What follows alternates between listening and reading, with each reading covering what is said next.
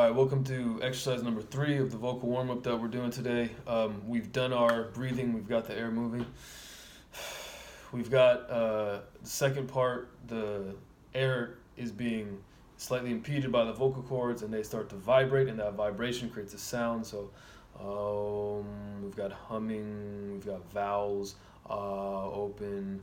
That lets the air keep flowing. Now what we're going to do is start interrupting that air with consonants, with which allows to produce rhythm in our singing. If we just, you could, I guess, have a language or a concert without vowels. There's ways to do that. There's some interruption happening still there when you when you close stuff off.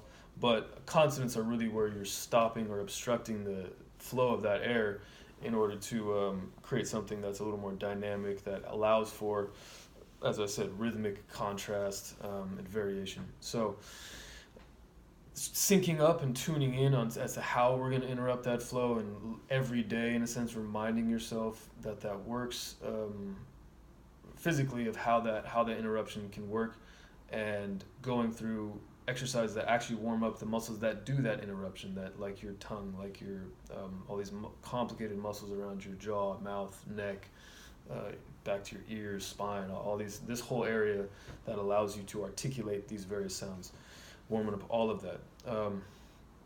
My favorite way of doing that is by doing some buzzing scales, trills and buzzes. So my tongue bouncing against my teeth, or my lips bouncing against my teeth on the outside. Tongue on the inside, lips on the outside.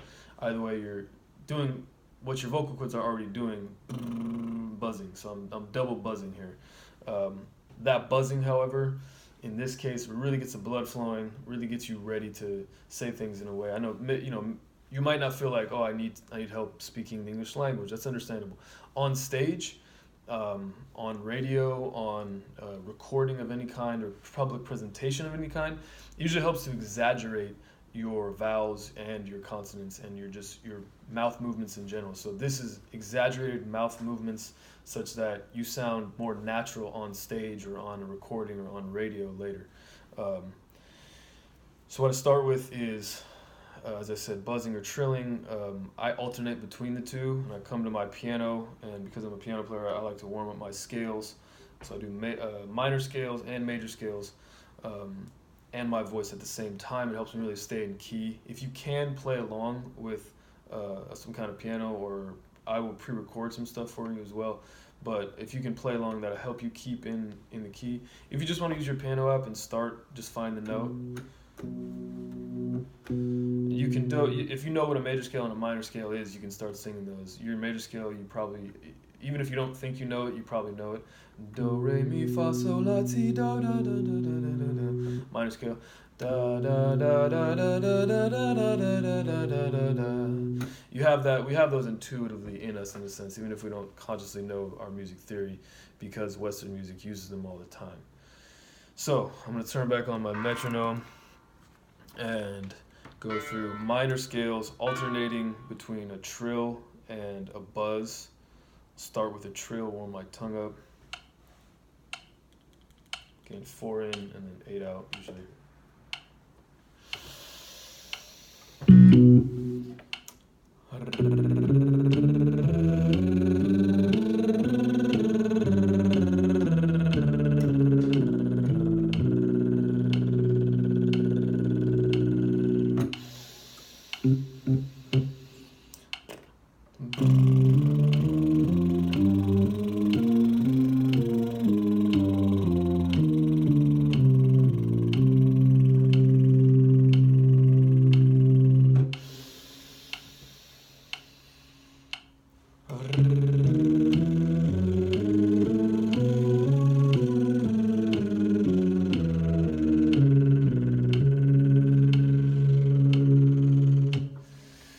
Why the buzzes and the trills? In addition to warming up our mouth and tongue and other auxiliary muscles, they make sure that you're using enough air. You can't buzz if you're like try to breathe out all your air and then buzz. It doesn't last very long. It also helps manage. I mean, you could breathe in a ton of air and go, and be done in like 3 seconds. It helps you manage the outflow of that air such that it's steady and it's enough to keep a buzz going, but it's not. You have 8 counts that you need to get through, so you can't be just blowing it all out there in one thing. Our goal is to not take another breath, say at the top. Our goal is to go all the way up and down without taking a breath, but keeping a steady stream of air. So that's what the buzzing and trilling is helpful for. Let's continue. I'm gonna just keep going on this till I basically push from the lower part of my range up into the top of my range as I do this, and then I warm my way or I cool my way back down basically. So this is like the culmination of my warm up is to get up to that like top note that I can hit, and then to start doing scales such that I warm down from that and calm down.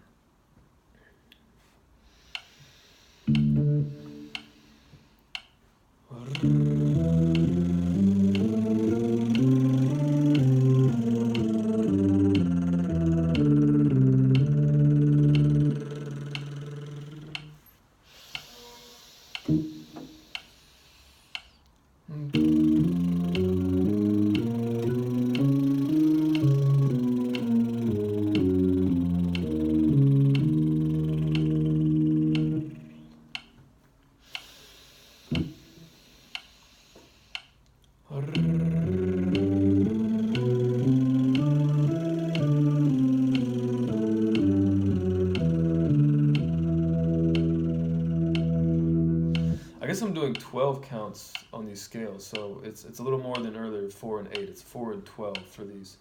Didn't even notice that.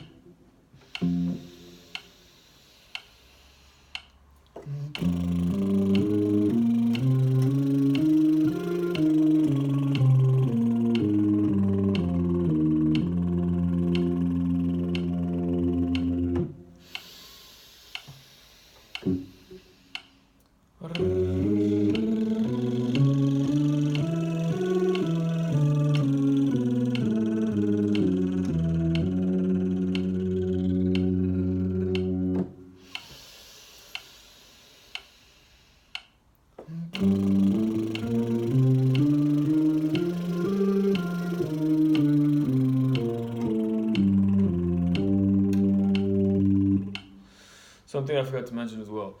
If you're a female or just you have a different body than I do, maybe the notes that I started on will be too low. You can always take them up what's called an octave. So they're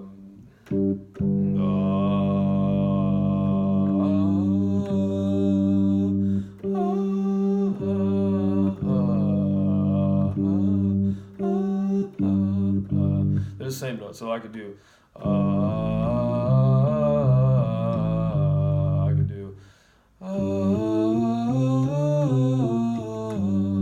those both fit. They're in the same key. They're the same thing. They're just in two different places on the scale. So it's okay if you don't understand that. Just try to sing if you can the same note but up higher. If any of these don't work for you, I can make some variations on this. So just contact me. Let me know what you need specifically for your voice. It's gonna be different for everyone. Here we go. Let's finish up this. We're getting up to the high point here.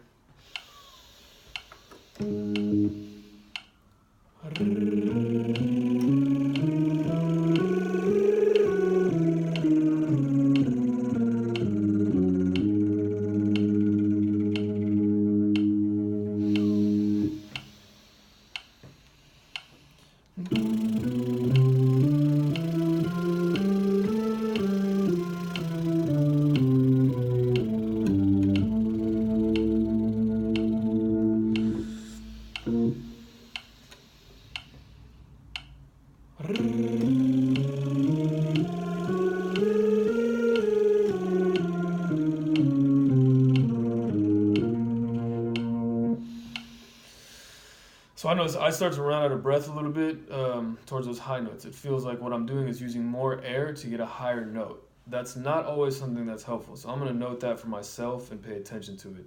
I hear of a famous reggae singer. He's like so-called the Michael Jackson of island reggae. His name's Fiji. Amazing vocalist. He practices with a candle in front of him, a lit candle. He's got an incredibly powerful voice. Hits super high notes, beautiful falsetto. The power in his voice is undeniable. he can sing and practice with this candle. He said he intentionally did this, a candle in front of him, to get loud and high, but without blowing out the candle. And that's, again, a reminder to all of us that force does not come from trying to force stuff. Force comes from technique and intelligence, and that's what we're developing here. And I'm going to be conscious of that. I'm by no means a vocal expert. Please consult other vocal experts. I will include links to the people I'm learning from on YouTube down here. Consult a vocal coach, talk to a professional, definitely. But this is everything I've learned from all these YouTube videos kind of summed up into what I find useful for me.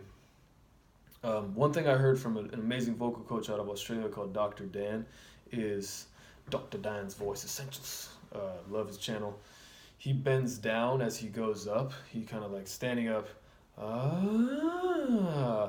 And he finds that helps helps prevent strain and tension and laryngeal, I guess, and neck muscles from trying to force out the high notes like this. Like, cram a bunch of air harder, tighten the muscles, that'll get it. That's not what we want. We want to strengthen our high notes from within, from below, so to speak, from a calm place.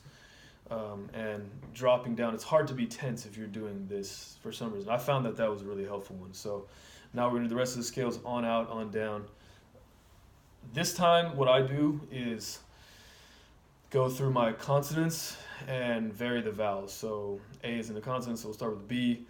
Ba, baby, bo, ba, baby, bo, ba, baby, bo, ba, baby. C, sa, say, si, so, sa, say, si. And then I'm just paying attention to how, I mean, you can make an E in so many different ways. E, E, E, E, E. It can be in all different parts of your mouth. Same goes with consonants. You can say consonants in all kinds of different ways. So start to be aware, and this helps you be aware of how am I saying sa, say, si, so, sa. What is my teeth doing? What are my tongue doing? What are my lips doing? All of that is something you are becoming conscious of because the vocal instrument is inside of you for the most part. It's not something that you can just, like a saxophone, I press down this key and I get that. It's not as visual as that. So it involves proprioception, i.e. feeling yourself, understanding yourself, feeling your body from within.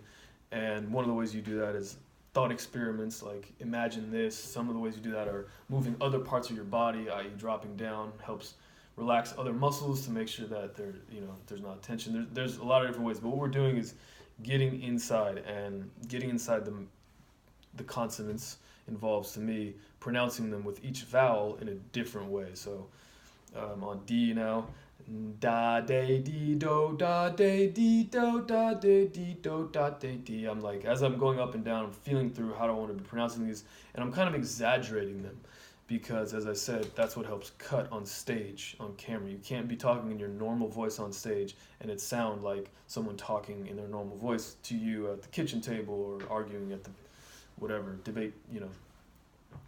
There's got to be this sense of exaggeration to be a showman, in my opinion, from what I've seen. So here we go.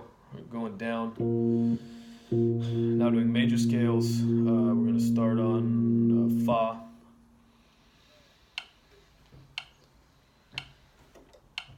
Fa, fa, fe, fi, fo, fa, fe, fi, fo, fa, fe, fi, fo, fa, fe, fi.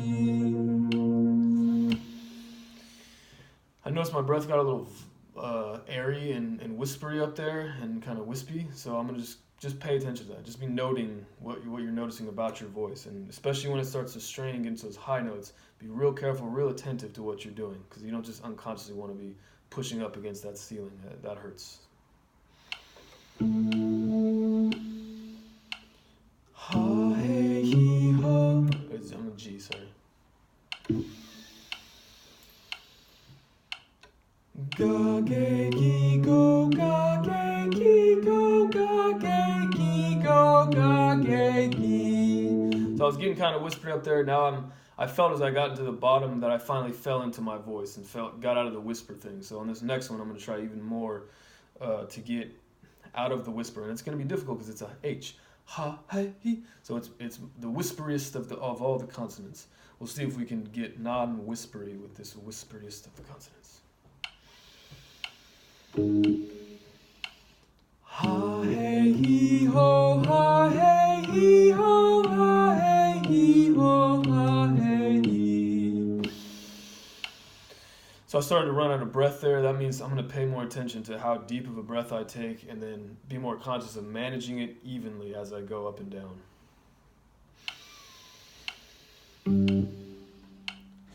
Ja J G Jo, Ja J G Jo, Ja J G Jo, Ja J G.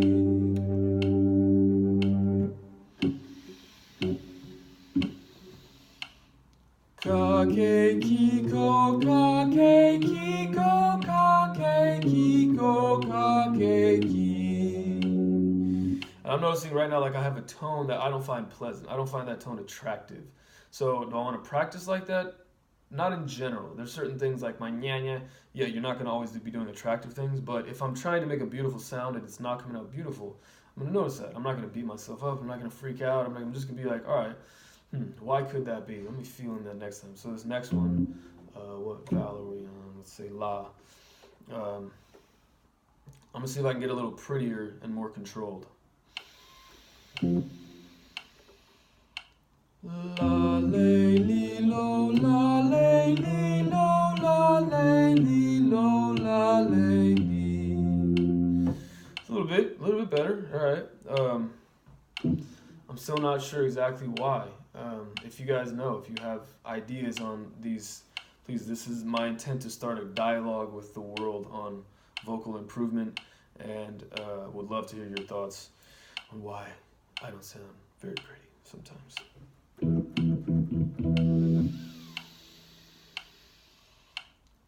Ma me mi mo, ma me mi mo, ma me mi mo, ma me mi.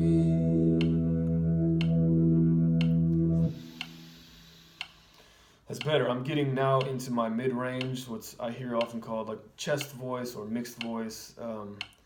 Head voice feels like it's up here. Chest voice feels like it's down here. They're not always correlated with range, but they basically are. Your lower voice is you're gonna feel it more down here. Your upper voice feels like it's more up here, like it's resonating up here. You can do, I don't know how to do this yet, but I've seen people do it. Do lower notes in a head voice. I have no idea how to do it. You can do higher notes probably in chest voice. The ideal is to mix them. They're not like, I don't know if they're distinct, actual, real things. But the problems that I was having in the higher register they might be fixed just because of the fact that I move registers and not because I'm really doing anything consciously different. So I want to be aware that, all right, it's sounding better as I get into this middle area. Does that mean that when I go, say, tomorrow or later on in my practice today to those high notes, that they're going to be fixed or better because I felt like I was making adjustments in the middle register? Not necessarily. So I am making a mental note that, hey, return to that higher register because you were pushing yourself there and you need some work still. So let's finish this off strong. Ma me mi mo ma. Ma me mi mo, ma me mi mo, ma me mi mo, ma me mi. Now I'm pushing my volume more. I feel more confident. I've gone through all this warm up. My voice feels better. I feel like I can sing with more freedom and more push and more volume, and it's more steady, and I have less cracks and like hesitancy in my voice. Vocal warm up success for the day.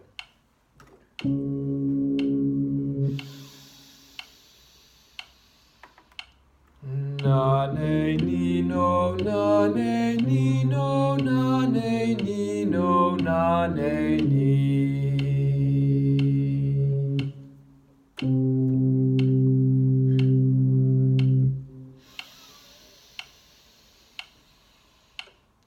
Na ne ni no, na ne ni no, na ne ni no, na ne ni. Pape people, pape people, pape people, pape pee. Ra ra ra ra ra.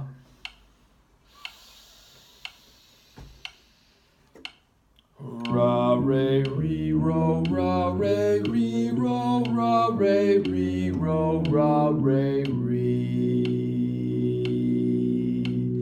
That's the note I started on. After this vocal warm up, I feel so much more steady on that note. Just whatever it was, 20, 30, 40 minutes ago. I've been talking a lot, I know, explaining a lot. But not that long ago, this vocal warm up can take 15 to 20 minutes if you do it without all the explanations. The explanations to me are very important, especially as you learn it, because if you don't know why you're doing something and you're just doing it, it's probably not going to help you that much. You're probably not going to become more aware of your voice if you're not thinking about why you're doing something, if you're not aware of the caveats that you'll find out, I guess, the ones for you. These are the ones that for me were the important caveats and qualifications. So for this first one, I really thought it was important to really just give you guys the breakdown on why I'm thinking as I am. For the next video that I'll make, I will just do a run through, no commentary. But yeah, thank you for rocking with me. Send me requests of what sort of like vocal warm-ups you want. I have the piano here. I can make a custom one for your range. I definitely get that Perfect Piano app. Figure out what your range is and what you want to warm up on, what you want to vocalize on, and I will do my best to make something like just a plug and play. Just hit play on this YouTube video every day, and I know why I'm doing it. I know what to think about while I'm doing it, and it's tailored for my voice. I would be happy to do that for most of you. Anyways, no, seriously though, I would love to help. Appreciate your guys' time and attention, and I'll see you later. Peace.